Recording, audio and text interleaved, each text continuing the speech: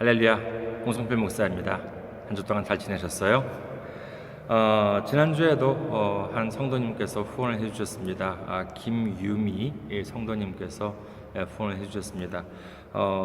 정말 주님께서 정말 이렇게 귀하게 쓰일 하나님 나라 확장을 위해서 귀하게 쓰일 것이고요. 그 다음에 그 기도 제목 주님께서 아실 것입니다. 주님께서 정말 이렇게 30배, 60배, 100배로 갚아주시리라 믿습니다. 주님의 이름으로 축복합니다. 감사합니다. 그리고 또 그 외의 분들도요, 기도 제목이나 있으면은 저희한테 메일로 보내주시기 바라겠습니다. 이카호처치@gmail.com입니다. 그리고 함께 은혜 나누실 간증 같은 것이 있어도 보내주시면은 많은 분들과 함께 은혜를 나누고자 합니다. 자, 오늘 함께 은혜 나누실 말씀 보도록 하겠습니다. 함께 은혜 나누실 말씀 출애굽기 15장 22절에서 25절 전반부 말씀입니다. 출애굽기 15장 22절에서 25절 전반부까지의 말씀입니다. 제가 읽어드리겠습니다. 모세가 홍해에서 이스라엘을 인도하매 그들이 나와서 수르 광야로 들어가서 거기서 사흘 길을 걸었으나 물을 얻지 못하고 마라에 이르렀더니 그곳 물이 써서 마시지 못하겠으므로 그 이름을 마라라 하였더라. 백성이 모세에게 원망하여 이르되 우리가 무엇을 마실까 하매 모세가 여호와께 부르짖었더니 여호와께서 그에게 한 나무를 가리키시니 그가 물에 던지니 물이 달게 되었더라. 아멘. 할렐루야. 하나님을 사랑하시면 아멘 하시기 바랍니다. 아멘. 오늘 저는 여러분과 함께 던져진 나무 하나라고 하는 제목으로 은혜를 나누고자 합니다. 430여 년 동안 애굽에서 종살이를 했던 이스라엘 민족, 430년이라고 하면은 짧은 기간이 아니죠. 정말 그 중에서 보면은요, 정말 종의 신분으로 태어나서 종의 신분으로 살다가 종의 신분으로 죽어갔던 사람들도 무척이나 많았을 것입니다. 그들은 자유인이었던 시절을 모릅니다. 보통 한 세대를 한 30년 정도로 치는데요, 430년이라고 하면은요, 무려 14세대 이상이나 됩니다. 이는 참으로 긴 세월입니다. 그동안에 그들은 오직 자신들의 주인인 애굽 사람들만 바라보고 살았습니다. 하지만 자신들의 진정한 주인이 애굽 사람들입니까? 아니요, 그렇지 않습니다. 누구예요? 바로 하나님이십니다. 하지만 그들은 잊었습니다. 아니요, 어쩌면 400년까지는 참았을지도 모릅니다. 그 이유는 하나님과 아브라함이 언약을 맺으셨기 때문이죠. 창세기 15장 13절에서 14절을 보면은요, 여호와께서 아브라함에게 이르시되 너는 반드시 알라. 네 자손이 이방에서 객이 되어 그들을 섬기겠고 그들은 400년 동안 네 자손을 괴롭히리니 그들이 섬기는 나라를 내가 징벌할지며 그 후에 네 자손이 큰 재물을 이끌고 나오리라. 하나님께서는 분명히 400년이 지나면 이스라엘 민족들을 해방시켜 주실 것이라고 하신 말씀을 믿고 참았는데 401년이 지나도 402년이 지나도 아무런 소식이 없습니다. 그래서 어떻게 됐을까요? 믿음이 식어갑니다. 하나님에 대한 실망감이 커져만 갑니다. 에라, 이제 모두 끝났다. 하나님 무슨 하나님? 뭐 어째? 아브라함이 하나님하고 아브라함은 언약을 맺었어? 됐어. 그거 다 신화야. 꾸며낸 얘기야. 옛날 얘기야. 믿을 게 못 돼. 그러면서 410년, 420년 이렇게 흘러갑니다. 그리고 429년이 된 해는 어땠겠어요? 400년이 지나고 한 세대가 또 한 세대가 지나가려고 하고 있습니다. 이 마지막 세대는 절망감과 낙담, 그 다음에 좌절의 시대일지도 모릅니다. 아무리 기다려도 하나님이 구원을 해주지 않아요. 그러나 430년 하나님은 모세를 택하셔서 애굽으로 보내십니다. 그렇다면 왜 430년이었을까요? 왜 이렇게 400년이 훌쩍 넘어버렸을까요? 하나님이 깜빡 졸았어요? 아니면 천국 시계가 잠깐 고장났습니까? 그것도 아니라면 하나님이 택하신 이스라엘 민족을 미워해서 그랬어요? 오늘은 먼저 이 문제부터 좀 살펴볼까 합니다. 우선 창세기 15장 13절에서 보면은요, 하나님께서는 아브라함에게 하신 말씀이 아브라함의 자손이 다른 나라에서 객이 되어서 그들을 섬기겠고 그들은 400년 동안 아브라함의 자손을 괴롭힐 것이다 라고 말씀을 하십니다. 이방에서 객이 된다는 말씀은요, 아브라함의 자손, 즉 야곱의 아들 요셉이 애굽의 총리가 되어서 야곱과 그의 아들들과 자손들 모두가 애굽에 들어가서 살게 됨으로 인해서 성취가 됩니다. 하지만 야곱과 그의 자손들이 애굽으로 들어갔을 때 곧바로 종살이가 시작됐습니까? 아니요, 그렇지 않아요. 바로가 요셉을 총리로 세우고 나서 했던 말 혹시 기억하십니까? 창세기 41장 40절 보면은요, 너는 내 집을 다스리라. 내 백성이 다 내 명령에 복종하리니 나는 너보다 높은 것이 내 왕좌뿐이니라. 그리고 창세기 41장 42절에서 43절 보면은요, 자기의 인장 반지를 빼어 요셉의 손에 끼우고 그에게 세마포 옷을 입히고 금사슬을 목에 걸고 자기에게 있는 버금수레에 그를 태우매 무리가 그의 앞에서 소리 지르기를 엎드리라 하더라. 바로가 그에게 애굽 전국을 총리로 다스리게 하였더라. 이 기록을 보면은요, 바로 왕이 요셉을 그냥 2인자로 세운 것이 아니에요. 거의 자신의 모든 권한을 다 요셉에게 주었습니다. 정말 1인지하 만인지상의, 그것도 보통 나라예요. 당대의 최대의 강국, 최고의 선진국인 애굽의 총리였습니다. 그리고 바로 왕으로부터 전폭적인 지지가 있었습니다. 어느 누가 그에게 대항할 수 있었겠습니까? 모두가 요셉 바라보기를 마치 바로왕 바라보듯 했을 것입니다. 그랬던 요셉의 가족이 애굽으로 들어와서 이 좋은 땅에 살았고요. 그 다음에 50장 3절에 보면은요, 요셉의 아버지 야곱이 세상을 떠났을 때에는 애굽 사람들이 70일 동안이나 곡을 했다고 합니다. 정말이지 이런 귀빈 대우가 어디 있겠습니까? 요셉을 본다면은요, 30대 때 총리가 되고 그 다음에 7년의 풍년이 있었고 그 다음 2년 흉년이 있은 다음에 야곱을 만났기 때문에 당시 요셉의 나이는 39세였습니다. 그리고 창세기 마지막 구절 보면은요, 50장 26절에 의하면은요, 요셉이 세상을 떠난 시기는 110세라고 됩니다.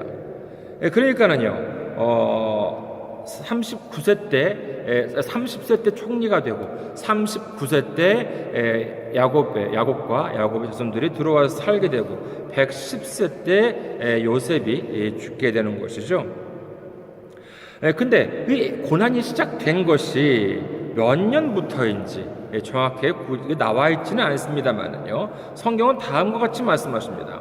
출애굽기 1장 8절에서 11절에 의하면요, 요셉을 알지 못하는 새 왕이 일어나 애굽을 다스리더니 그가 그 백성에게 이르되 이 백성 이스라엘 자손이 우리보다 많고 강하도다. 자, 우리가 그들에게 대하여 지혜롭게 하자. 두렵건대 그들이 많게 되면 전쟁이 일어날 때에 우리 대적과 합하여 우리와 싸우고 이 땅에서 나갈까 하노라 하고 감독들을 그들 위에 세우고 그들에게 무거운 짐을 주고 괴롭게 하여 그들에게 바로를 위하여 국고성 비돔과 람셋을 건축하게 하니라. 즉 요셉이 죽고 그를 알지 못하는 다른 왕이 즉위한 다음에 이스라엘 민족들을 괴롭히기 시작했다는 것입니다.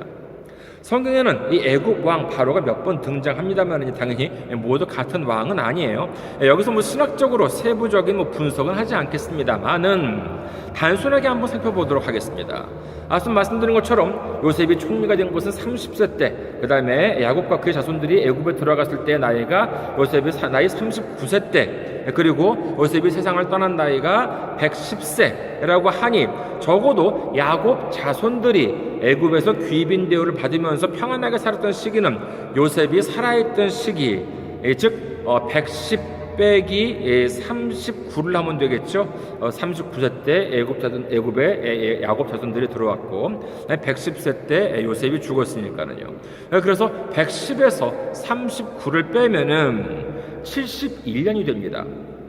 그리고 우리가 생각할 수 있는 한 정말 이스라엘 자손이 종살이를 한 기간을 최대한도로 늘려보기 위해서 요셉이 죽은 해부터 정말 이렇게 학대받기 시작했다, 이렇게 생각을 해봅시다. 이스라엘 자손들이 그러면은 살았던 횟수가 몇 년이에요? 430년이죠.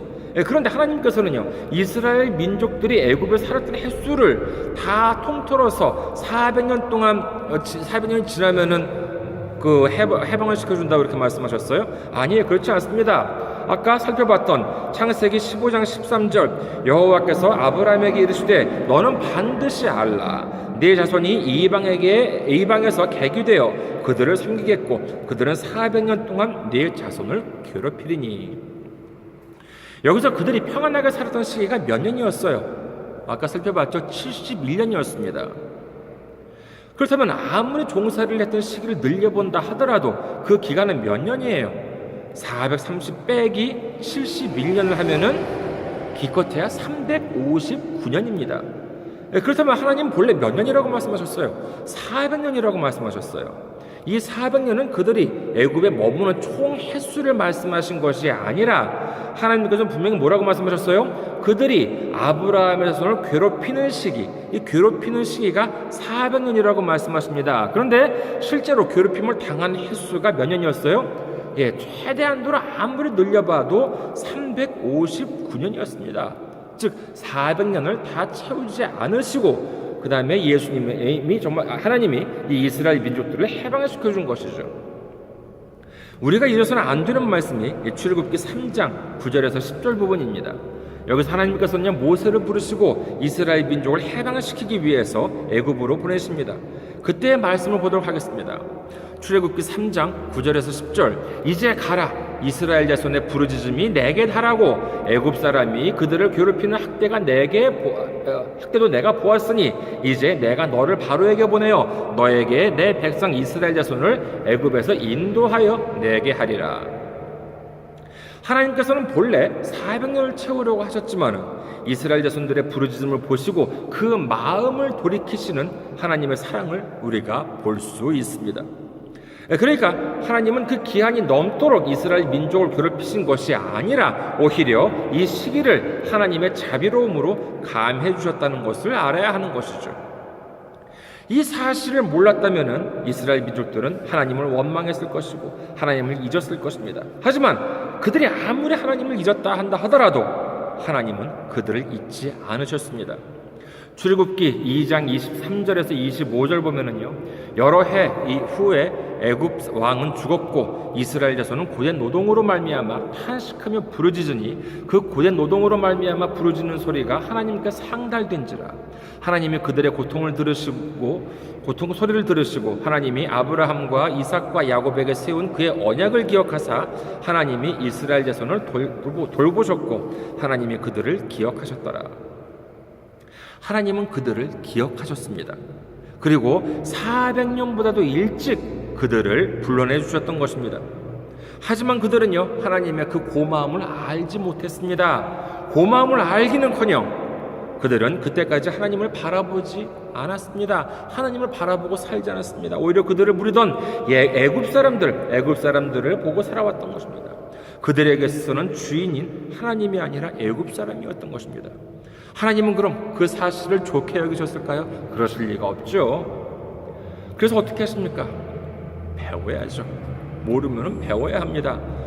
우리의 주인은 사람이 아니요, 우리의 주인은 애굽 사람이 아니요, 우리의 주인은 오직 한 분이신 하나님이라고 하는 사실을 배워야 합니다.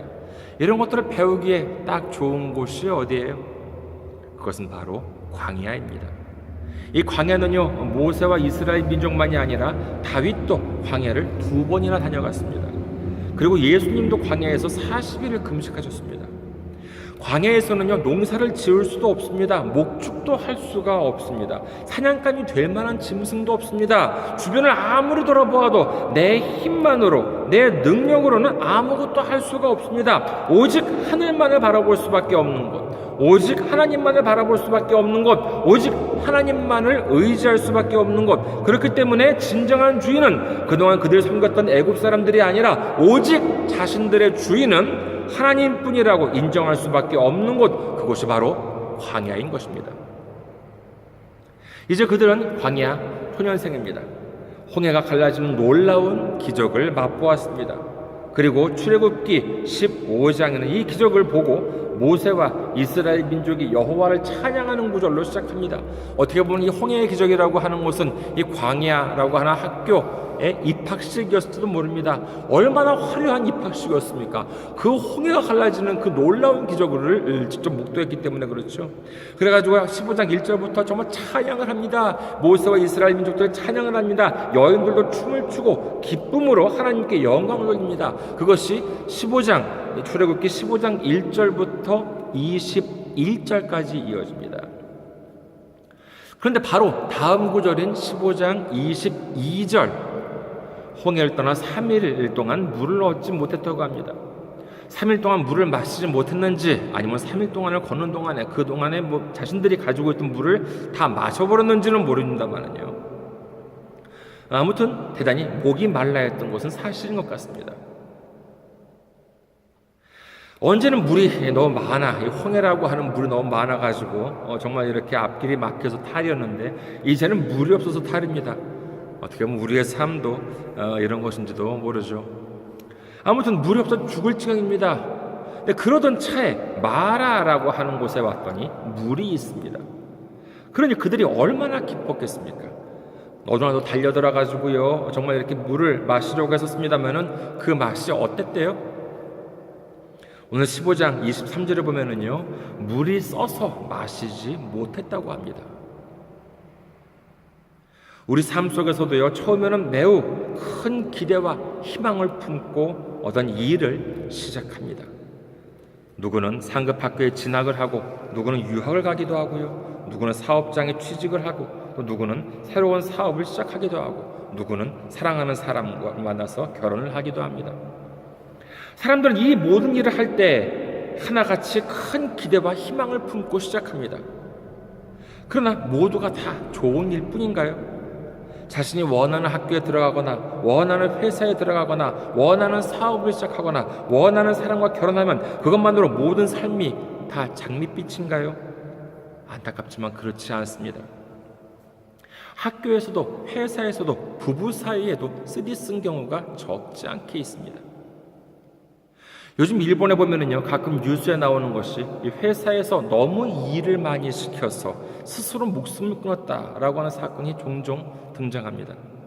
최근 소식으로 보면은요, 작년 4월달, 일본에는 신년도가 4월달부터 시작합니다만은, 작년 4월에 대학을 졸업을 하고 이제 입사를 했습니다만은 12월달에 회사 기숙사에서 스스로 목숨을 끊었는데, 그 이유가 과로로 인한 스트레스였다고 합니다. 그리고 작년에 이제 그런 일이 있었고, 올해 지난달 9월에 이것이 과로사 판정을 받았다는 것입니다. 이분은 여성이었는데 그녀의 나이 고작 24세, 24살이었다고 합니다. 배울 만큼 배웠습니다. 동경대를 현역으로 합격해서요, 우수한 성적으로 졸업하고, 그리고 부모님한테 효도를 하겠다면서 일본 광고 회사 중에서 제일 큰 회사에 입사를 했습니다. 하지만 그 꿈은 1년도 채 되지 못한 12월에 산산조각이 나고 말았습니다. 왜였을까요? 그것은 바로 쓴물이었기 때문입니다. 그녀가 거쳐왔던 그 길은요, 모든 사람들의 선망의 대상이었습니다. 좋은 학교를 졸업하고 좋은 회사에 들어간 그녀는 남부러울 것 없는 인생을 시작했다고 모두가 생각했을 것입니다. 아무도 의심하지 않았습니다. 하지만 그것이 바로 쓴물이었다는 것입니다. 우리가 우리 삶 속에서 쓴물을 만났을 때 어떻게 해야 합니까? 오늘 말씀 중에서 15장 25절 전반부까지를 보도록 하겠습니다. 출애굽기 15장 25절 전반부. 모세가 여호와께 부르짖었더니 여호와께서 그에게 한 나무를 가리키시니 그가 물에 던지니 물이 달게 되었더라. 저는 주일학교 때 배웠던 기억 때문인지, 아니면 예전에 어떤 목사님한테 들었던 기억 때문인지 잘 기억이 안 남습니다만은, 왠지 그렇게 이 장면을 보면은요, 모세가 이렇게 나뭇가지를 꺾어가지고 이렇게 던지는 그런 장면을 떠올렸습니다. 근데 보니까는요, 여기 보면 뭐라고 되어 있어요? 오늘 말씀 보면은요, 나뭇가지가 아니라 하나님께서 모세에게 한 나무를 가리키시니 그가 물에 던졌다라고 되어 있습니다. 근데 여러 가지 번역 성경이 있습니다만 그 새 번역 성경을 보면은요, 여기에 보면은 나무 한 그루를 보여주시고 그 나뭇가지를 꺾어서 던졌다라고 되어 있고요. 그다음에 현대인의 성경에는요, 이 나무 토막을 보여주셔서 그것을 던졌다라고 되어 있습니다. 근데 그 외에 번역 성경을 보면은요, 정말 이렇게 그 한 나무를 이렇게 던져 넣었다라고 이렇게 되어 있는 것이죠. 뭐 나뭇가지를 꺾어서 던져 넣었던, 아니면 뭐 나무 한 그루를 베어서 그 통나무를 뭐 텀벙하고 뭐 이렇게 풍덩 이렇게 던져 넣었는지 간에 한 가지 확실한 것은 뭐냐? 하나님께서 한 나무를 말씀하셨고 그 다음에 모세는 그 나무를 던져 넣었다라고 하는 것입니다. 이 나무가 무엇일까요? 먼저 첫 번째로는요, 중세시대 때의 주석가들의 해석입니다. 그들은 이 나무를 십자가와 연계시켰습니다. 이는 우리에게 시사해주는 바가 대단히 크다고 할 수 있습니다. 우리는 지금 매우 목말라 하고 있습니다. 너무나도 물을 필요로 하고 있습니다. 그런데 물이 있었어요. 이 얼마나 기뻐요. 그래서 허겁지겁 마시려고 했습니다. 그런데 이 너무나도 써서 마시지를 못합니다. 그러면 그 심정이 얼마나 안타깝겠습니까? 자신은 어떤 회사에 들어가고 싶었어요. 어떤 사업을 시작하고 싶었어요. 아니면은 사랑하는 사람과 결혼을 하고 싶었습니다. 너무나 간절했습니다. 그리고 그렇게만 된다면 행복해질 줄 알았어요. 하지만 쓴물이었습니다. 회사에서 문제가 생깁니다. 사업에서 문제가 생깁니다. 결혼 생활에서 문제가 생깁니다. 그러면 이 모든 것을 그러면 해서는 안 되는 것이었어요? 아니요, 그렇지 않습니다. 그렇다면 어떻게 해야 됩니까? 바로 우리 삶 속에 십자가를 던져놓는 여러분이 되시기를 주님의 이름으로 축원합니다. 그렇습니다. 예수님의 십자가를, 예수님의 보혈이 묻은 그 십자가를 내 삶 속에, 쓴물로 가득 찬 내 삶 속에 던져 넣어야 합니다. 그럼 어떻게 됩니까? 그 물이 달아집니다. 이제야 그 물을 비로소 마음껏 마실 수가 있습니다. 회사에서도 기쁨이 넘칩니다. 사업도 원활하게 잘 돌아갑니다. 결혼 생활도 행복과 기쁨으로 충만해집니다. 이 모든 것이 바로 십자가의 역사입니다. 예수님의 역사입니다. 우리를 사랑하시고 우리를 위해 십자가에서 피를 흘리심으로 말미암아 우리를 구원해 주신 예수님의 역사인 것입니다. 마음이 힘드십니까? 내가 정말 이걸 왜 했나? 왜 여기 괜히 들어왔나? 왜 이렇게 정말 힘들다? 왜 이래야만 되나? 죽고 싶다. 뭐 예수 믿는 사람은 그런 생각이 많아요? 아이고, 아니에요. 누가 그래요? 똑같습니다. 힘든 일이 있습니다. 어려움이 닥쳐옵니다. 그럴 때는 어떻게 해야 돼요? 어리석은 철부지 광야에서 이스라엘 민족처럼 하나님을 원망하고 모세를 원망하고 그러실 거예요?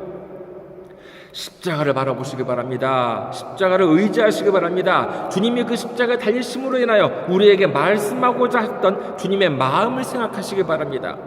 그 주님의 사랑을 떠올리시기 바랍니다. 예수님이 그 생명을 주시면서까지 구원하고자 했던 것이 과연 무엇입니까? 바로 나입니다. 바로 나의 영혼입니다. 우리의 영혼입니다. 우리의 쓴 마음을 죄로 가득 찬 우리의 쓰디쓴 우리의 영혼 속에 예수님의 생명이라고 하는 그 값진 나무를 던져주심으로 말미암아 그 쓴 물이 단물로 바뀌면서 우리의 모든 죄악들을 해결해 주신 줄을 믿으시기를 주님의 이름으로 축원합니다. 이 얼마나 놀라운 역사입니까? 이 얼마나 놀라운 주님의 사랑의 역사입니까? 그리고 두 번째, 이처럼 놀라운 사랑을 받은 우리는 무엇을 해야겠습니까? 바로 이 나무가 되어야 합니다. 오늘 말씀해 보면은요, 모세가 이 아무 나무를 골라서 대충 집히는 걸 던져가지고 집히는 걸 잡아서 던진 것이 아니죠. 어떻게 되어 있어요? 여호와께서 그에게 한 나무를 가리키시니 그가 물에 던지니 물이 달게 되었더라 라고 기록합니다. 하나님께서는 분명히 한 나무를 가리키셨습니다. 이사야 43장 1절을 봅니다. 야곱아, 너를 창조하신 여호와께서 지금 말씀하시느니라. 이스라엘아, 너를 지으신 이가 말씀하시느니라. 너는 두려워하지 말라. 내가 너를 구속하였고 내가 너를 지명하여 불렀나니 너는 내 것이라. 하나님은 분명히 우리를 지명하여 불렀다고 성경은 말씀하십니다. 그리고 예수님께서도 제자를 부르실 때 아무나 따라오려면 아무나 따라와 그렇게 말씀하셨어요? 아니에요. 하나하나 친히 제자들을 가리켜 부르셨습니다. 요한복음 6장 44절 보면은요, 나를 보내신 아버지께서 이끌지 아니하시면 아무도 내게 올 수 없으니 오는 그를 내가 마지막 날에 다시 살리리라. 지금 이렇게 영상으로나마 이렇게 지금 뵙고 있는, 그리고 하나님의 은혜를 함께 나누시는 분들, 이분들도 하나님께서 아버지께서 이끌지 아니하시면 아무도 올 수가 없다고 말씀하십니다. 우리는 정말 한 사람 한 사람을 하나님께서 불러주셨습니다. 그래서 이렇게 함께 정말 이렇게 주님의 말씀으로 은혜를 나눌 수 있는 것이 되겠죠. 이 얼마나 감사한 일입니까? 자, 그렇다면 이제 어떻게 해야 되겠습니까? 여호수아 1장 16절 보도록 하겠습니다. 그들이 여호수아에게 대답하여 이르되 당신이 우리에게 명령하신 것은 우리가 다 행할 것이요 당신이 우리를 보내시는 곳에는 우리가 가리이다. 이 구약에서 여호수아는 예수님을 상징하기도 합니다. 이제 가나안 점령을 앞두고 믿음이 충만해진 이스라엘 민족이 총사령관 여호수아한테 말하기를 당신이 명령한 곳에 다 따르고 당신이 보내는 곳에는 우리가 갈 것이다 라고 하는 이 놀라운 고백을 합니다. 예수님께서 우리를 사랑하시고 예수님께서 그 귀한 보혈로 우리의 죄를 모두 다 사해 주셨습니다. 그렇다면 우리에게 남겨진 일이 무엇이겠습니까? 그것은 바로 순종입니다. 이제 나 자신이 주님이 가리키신 한 그루 나무가 되어야 하는 줄 믿습니다. 우리 교회가 있는 곳, 이 시부가와라고 하는 것이 다름 아닌 한글로 한자를 읽으면은요, 삽천 떫은 강이라고 합니다. 이 동네의 유래, 이 지명의 유래는요, 사람 이름, 옛날에 1200년대에 서기 1200년대에 이 지역을 다스리고 있던 사람의 이름이 그 시부가와 요시아키라고 하는 이름에 따왔다고 하는데, 저는 요즘 그런 생각을 많이 합니다. 정말 이 시부가와에 이 교회를 세우신 것도 주님의 뜻일 텐데, 자, 그럼 이 떫은 정말 이 개천이라고 하는 지역에 이 교회를 세우셨다는 것, 어떤 의미가 있을까? 어떤 의미겠습니까? 이 교회가 바로 정말 주님이 가리키신 나무가 되어야 하는 믿고 있습니다. 그 다음에 정말 이 교회만이 아니죠. 그리고 우리 교회만이 아니라 정말 저희 교회만이 아니라 한국에 있는 모든 교회, 일본에 있는 모든 교회, 세계에 있는 모든 교회가 이 나무의 역할이 되어야 되는 것입니다. 그리고 교회만이 아닙니다. 우리 한 사람 한 사람 이 모두가 이 쓰디쓴 세상에 던져지는 한 그루 나무가 되어야 합니다. 바로 그때 우리에게는 이 쓴물이 단물로 바뀌는 역사가 일어날 것입니다. 우리 한 사람이 지금 언제 어디에 어떤 상황에 있든지 간에 그것은 우연이 아닙니다. 우연이 아니라 필연적으로 지금 그곳에 있는 것입니다.